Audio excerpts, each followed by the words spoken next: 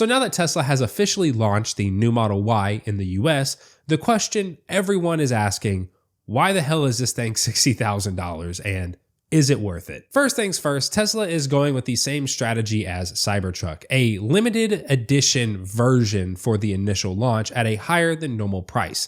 That being the launch series, which includes multiple things like special branding that can be found on the rear badge, the puddle lights, the door still plate, and wireless charger, along with textile floor mats. Keep in mind these aren't all-weather floor mats, suede on the dash trim, FSD, acceleration boost, and a mobile charger included. Plus, you can spec it any way you want, so all the options are included, such as paint, wheels, seat color, and the tow hook. All that for about $10,000 over the normal price. Like I said, the floor mats are not all weather floor mats, which I'm kind of disappointed to see Tesla not offering it with the launch series, considering that they offered it with the foundation series for the Cybertruck. And it's not like they'd have to produce a bunch of new all-weather floor mats. The floor mats for the old Model Y fit the new Model Y. In fact, test stuff just got hands-on with the new Model Y and can confirm that. Like, the floor is the same shape. The floor mats on the old Y fit the new Y perfectly. Tesla did not change the shape at all. And that's for all the mats, our extended set as well. I'll have those linked below, along with the organizers and screen protectors. Those also fit. They're using the same center console and screen as the Model 3 Highland. And you can use code YouTube, all caps, to get 10% off your entire order from Test Stuff. They are on back order, but they're shipping at the end of February, and considering that the new Model Y doesn't begin deliveries until March, you'll have them before you get your new Model Y. Getting back to the Model Y being fully loaded, a similarly spec'd, like most expensive everything long-range all-wheel drive of the Legacy Y would cost you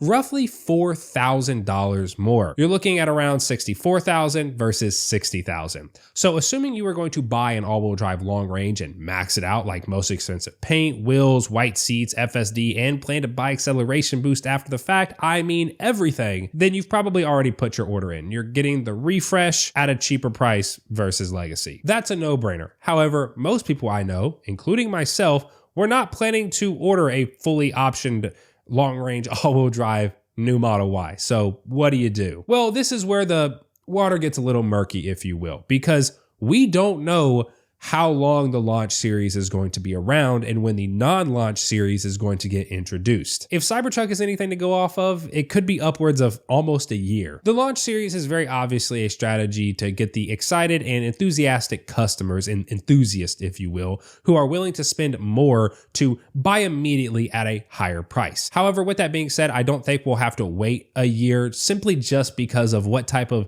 vehicle the Model Y is versus what type of vehicle the Cybertruck was. The Model Y is a vehicle that they want to produce in extremely high volumes, and they're probably not stupid and know that $60,000 just looks bad from an optics perspective to a normal customer. The enthusiast customer that's going to spend more is going to take the 5 minutes and understand, oh wait, it comes with all this stuff. But the normal person, who Tesla will really be targeting if they're still shooting for best-selling car in the world, is gonna see $60,000 and immediately be turned off. And even if the more normal customer does look into everything the launch series has to offer, they'd probably still forego all of that for a cheaper price. So yeah, I really don't think Tesla is going to require you to get a launch series if you want a new Model Y for more than just a few months, maybe up to like half a year. And targeting enthusiasts willing to spend more aside, the fact that they have and are still producing a crap load of Legacy Ys is another reason that we're more than likely seeing the launch series.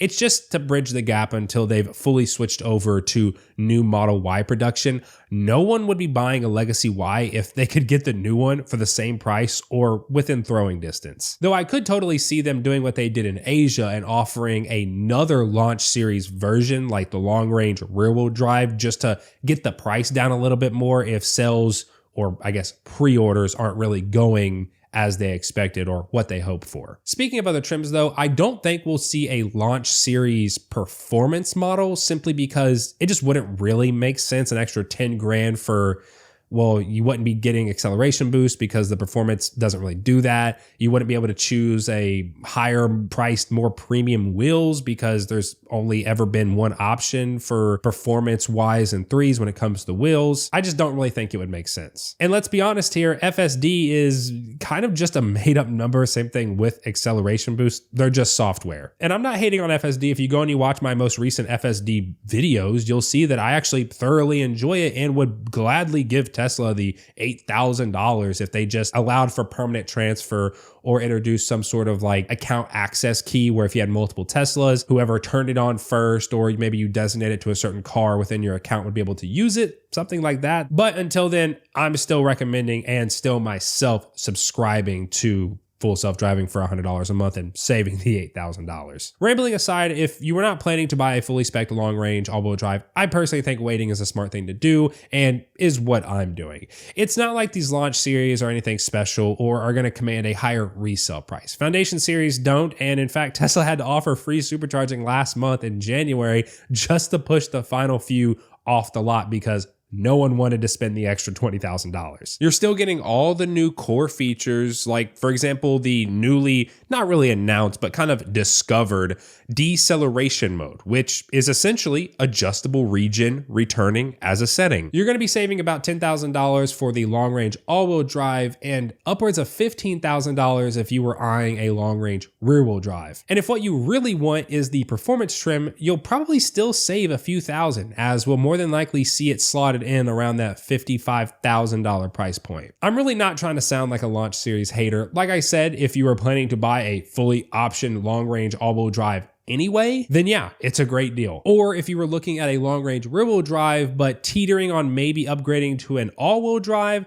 with something like FSD, then yeah, I think you'll enjoy this car more. It's a faster, better sound system, materials, it's all-wheel drive. It's just a better vehicle. But if you were hard stuck on the rear-wheel drive long-range or performance and you didn't really want to swap, then just wait. Especially performance people, take it from someone that originally wanted a performance when I bought my first Tesla, decided to settle for a long range instead. I regretted it so much. Don't let the FOMO get to you, assuming that you can wait. Now, there is the pretty valid argument of what if the tax credit goes away before the launch series ends? And just like I mentioned in last week's video, Tesla will give customers a heads up. And at that point, it may make sense, but that's a topic for a different day if it happens. And keep in mind, this is coming from someone that has like a quarter of the launch series Model Y price just in like Tesla credits. So I could get it for like roughly $40,000 and I'm still waiting, mainly because I want the performance, but still. Also, a little bit of breaking news here at the end. Tesla is now showing that the white seats are out of stock. So that's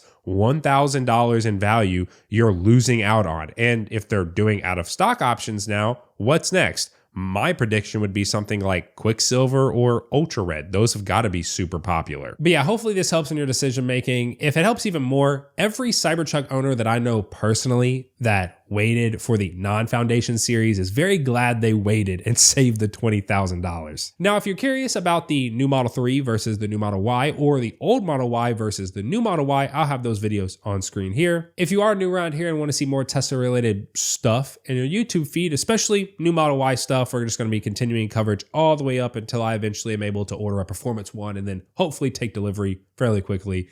Then feel free to subscribe and I will see you all in the next one.